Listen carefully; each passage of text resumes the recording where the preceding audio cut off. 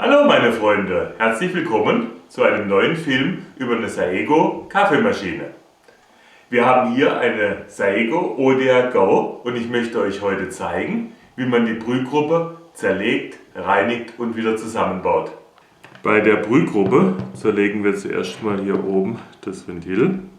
Das ist ein Torx T10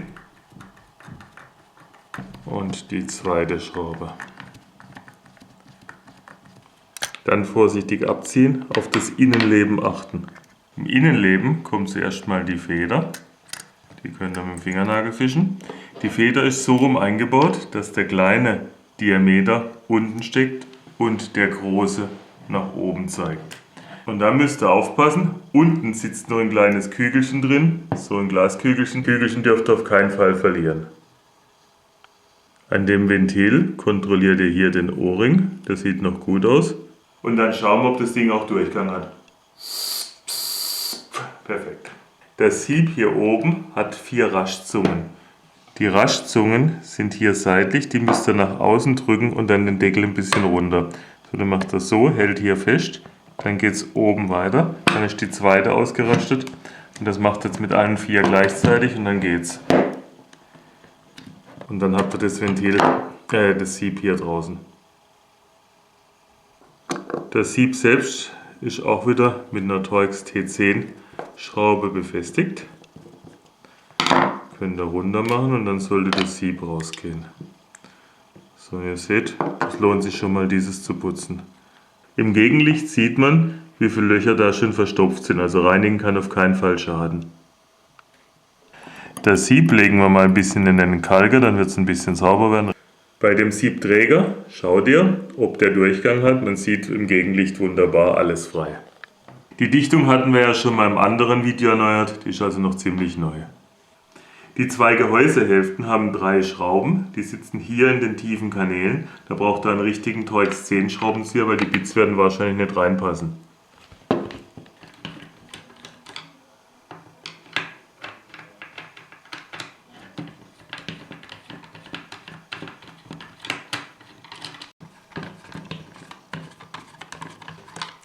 Zusammenhalten mit der Hand, mal umdrehen und dann sollten die Schrauben eigentlich aus den Kanälen fallen. Eine haben wir.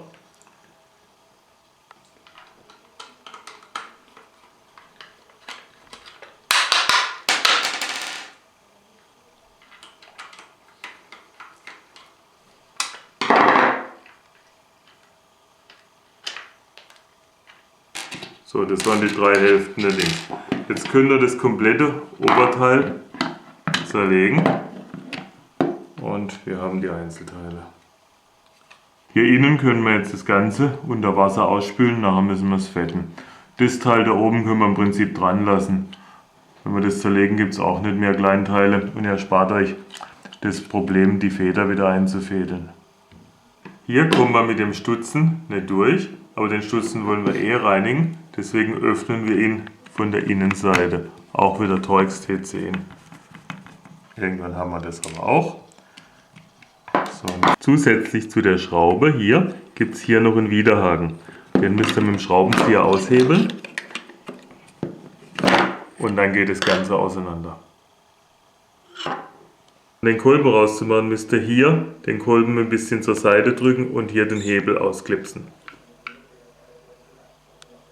Wenn das Teil mal außen ist, könnt ihr hier drauf drücken und dann kommt der Kolben oben aus dem Zylinder.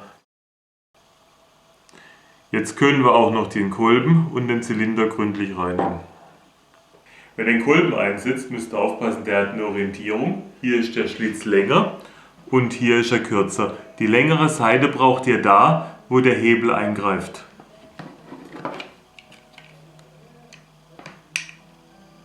Hier, wo der Hebel reinkommt.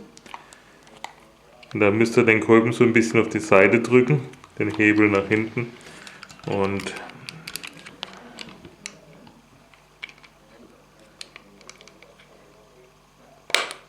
drin ist er. In die Klappe rein und dann kommt er da unten auf die Getriebehälfte. Die müsste so passen fast, ja. Okay. Der Brühgruppe drauf. Hier müsst ihr den Schnabel treffen. Da unten müssen wir überall drin sein.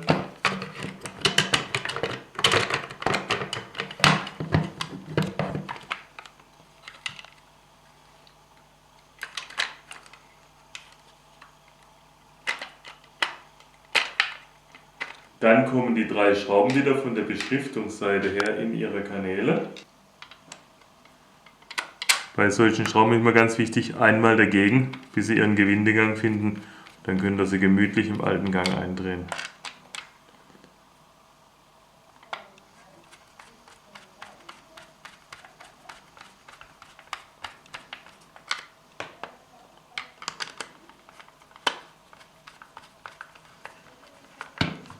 Alle 3 Seiten sind gemacht. Das funktioniert auch. Mal die Klammern an der richtigen Stelle. Okay. Dann drückt er das Ventil wieder rein. Die Schraube kommt jetzt hier drauf. Aber das ist kein Problem, weil man kann sie von hier durchschrauben. Auch wieder erstmal rückwärts, bis ihr alles Gewinde findet. Und jetzt schrauben, schrauben, schrauben.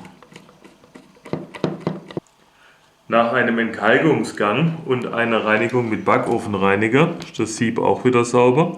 Wir setzen es ein. Auch hier wieder ganz wichtig, erst in der Gegenrichtung das Loch suchen. Das feine Plastikzeug schnell kaputt. Auf die Kolbendichtung können wir ein bisschen Silikonöl verteilen.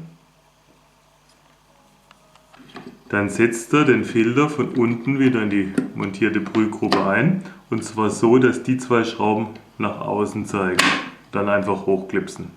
Dann kommt das Kügelchen in sein Löchchen. Fällt von alleine tief genug. Dann der dünne Durchmesser der Feder muss nach unten zeigen. Der dicke zeigt nach oben. Dann kommt das Ventil wieder so drauf. Und seine 2 Schräubchen rein.